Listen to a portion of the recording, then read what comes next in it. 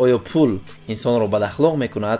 زن گرفتن میخواهید اما مشکلی مالیوی و بیپولی برای شما مانع شده است؟ مثال خیلی خوبی هست، حتما دقت کنید. با این 5 انگشت خود نگرید. بعضی آدمان گمان میکنند که اول جای کار یابم بعداً اویله برپا میکنه. شما یک قصه عبرت انگیز دیگری از این کتاب خب میخواهم نقل کنم.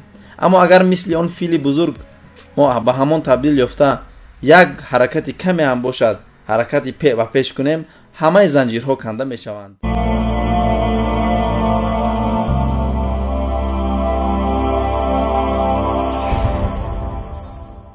سلام علیکم به همه تماشابینان کانال تفکر تیوی. شما رو بار دیگر به این شبکه خوش آمدید میگویم و به همه اون نفرانی که در شبکه ما همراه شدند و نوارهای ما رو دستگیری میکنند خیلی تشکر و منتداری خود رو بیان میکنیم. برای اون نفرانی که نو به شبکه ما همراه شدند حتما زیر نوارهای ما لایک رو فراموش نکنید و ما رو در آینده دستگیری کنید و تشکر برای دستگیری. در زیر نوار گذشته من یک 5 سوالی عاقلانه نوشته بودم و گمان میکنم که زیادی از تماشابینان ما آخر نوار گذشته ما رو تماشا نکرده بودند. اگر شما از آن نفرانی باشید که آن نوار آخرش رو تماشا نکردید حتما آن رو تماشا کنید و در زیر آن نوار 5 سوالی عاقلانه نوشته شده است. اگر که امکان میشد شما به آن سوال ها جواب میگرداندید، اقلا برای خود جواب میگرداندید، این برای شما و برای ما خیلی مفید میشد تا اینکه شما زیادتر فهمیش آیدی کتاب و آیدی خود معلومات درباره خود پیدا میکردید. خوب، میگذاریم با شرح نوبتی کتابی من و پول. بیایید شروع کنیم.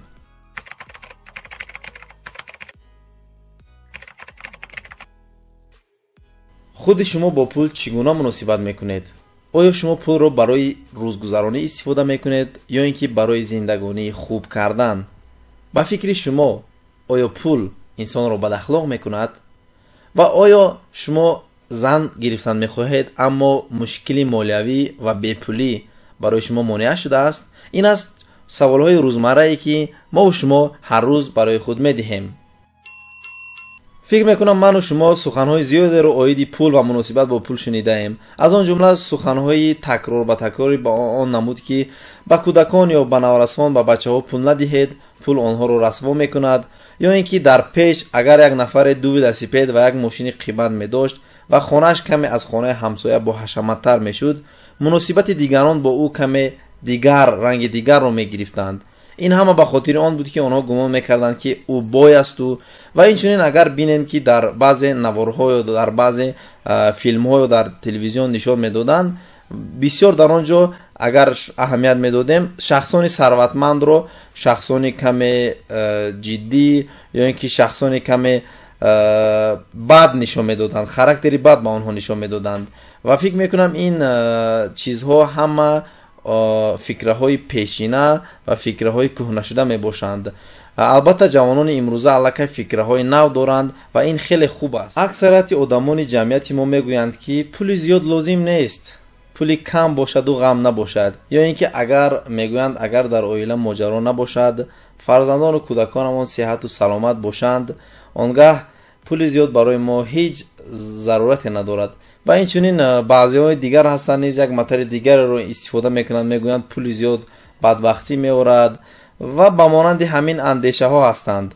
بعضا حتی خود ما آرزوی ثروتمند شدن رو میکنیم اما خود نفهمیده پول ها رو از خودمون دور میکنیم. این به چی معنا است؟ باز چی میگویند؟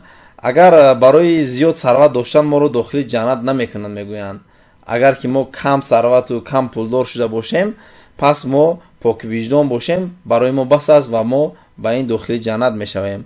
نگاه کنید، با آدمان ثروتمند و پولدار آنها رو فلان کار میکنند، بسمدان آنها با مانند همین چیزایی میگویند که یعنی آدمان ثروتمند رو نگرید، آنها به چی کارها دست میزنند، آنها خود رو مثلا نه قدر آدمی خاکسار میگیرند. اما چنین نیست. اینها همه فکرهای خوب نبوده، فکرهای کهنه می باشند که برای جامعه ما تأثیری ناقدر خوب دارند.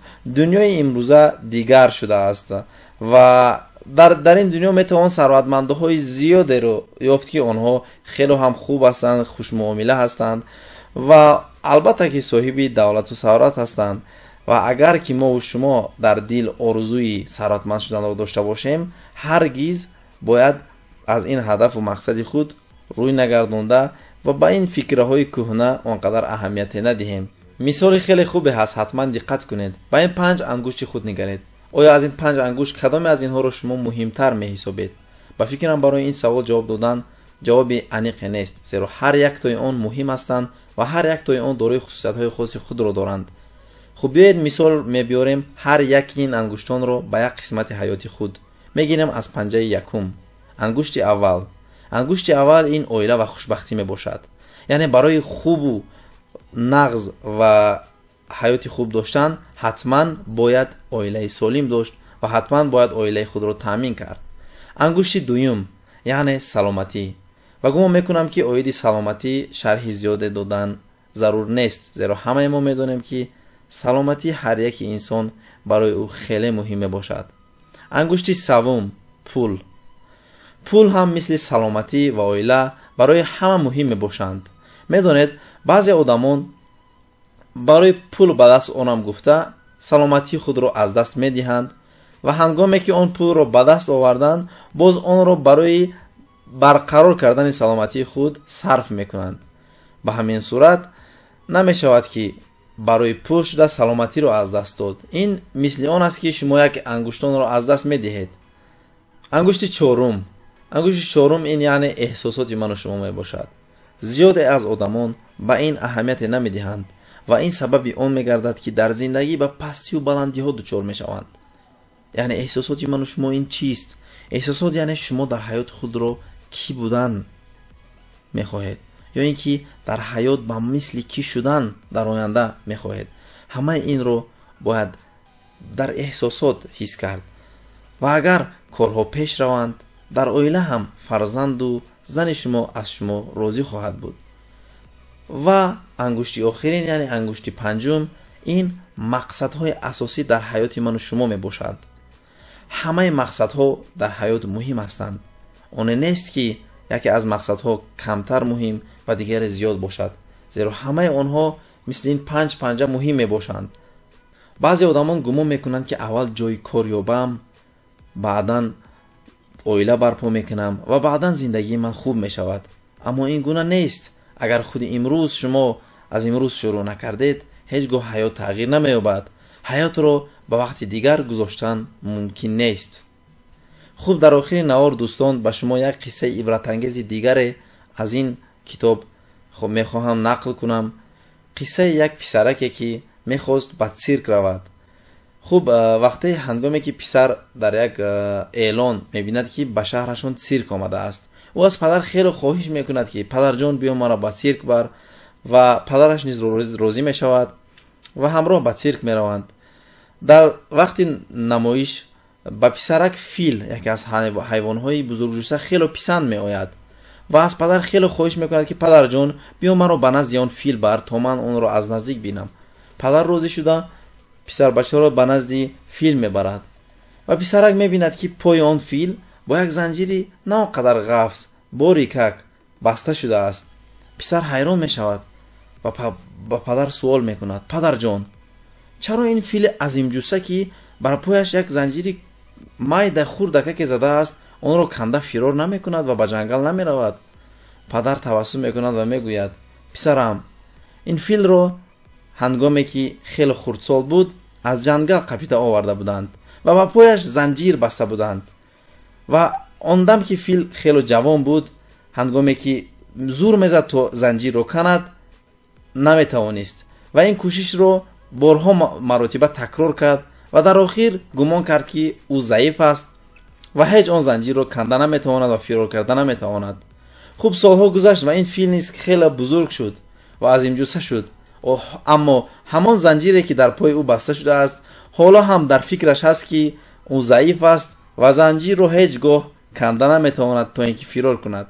این با این مثال دلالت میکند که ما و شما نیز در حیات بار پیشپا خورده بودیم، اما دویم باره الکی ما میترسیم و به خود باوری نداریم که ما از عهده آن کار میبریم. اما اگر مثل آن فیل بزرگ ما به همان تبدیل یافته یک حرکتی کمی هم باشد حرکتی و پیش کنیم همه زنجیرها کنده میشوند.